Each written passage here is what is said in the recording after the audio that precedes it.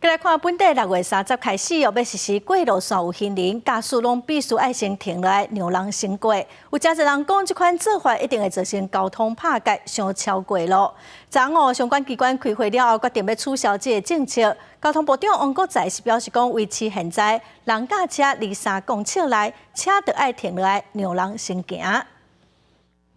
进前交通部宣布，从6月30开始，斑马线顶悬若是有人咧行，无论离远离近，拢爱先让。去用讲这是调了伤过，民众的正面甲反面的意见拢无同。老人或者什么的，他可能会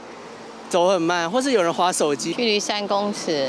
我觉得这样应该 OK 的。因为引起倒弹的声浪，所以这个新制度就紧要停起来。相关单位伫26开会讨论了后，交通部长王国材表示讲，从6月30开始，若是无照规定让行人先行，安尼罚金就对3600提悬到6000块，会照期来实施。不过，此地标准估计会维持伫即马行人甲车都爱让3公尺的规定。这是从民国95年就开始实施的一个标准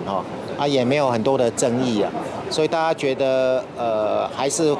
在起立标准是维持原来的假使讲汽车的车头，也是讲机慢车的头前链已经入来到线内，离行人要行的方向3公尺以内，安尼个达到此地标准。不是个为着莫个有这款行人地压的歹名声，各机关已经讨论过各种的可能，亲像以中央分隔岛来分做近甲远迄边来处理，不过安尼嘛是无互采纳。主要就是近端、远端的认定可能很难一致性，所以呢，我们就认为，如果是在行进方向会有冲突点的3公尺的范围来认定，目前如果没有太大的问题，我们就维持原来认定的标准。李克聪呼吁讲，行路的人来到路口也是斑马线的时阵，都有绝对的路权，车辆都爱先减速才有停让的空间。王国材表示讲，经过强力的执法，赛车的人的观念已经有提升，加上罚金提悬，应该会当更加来发挥执法的效果。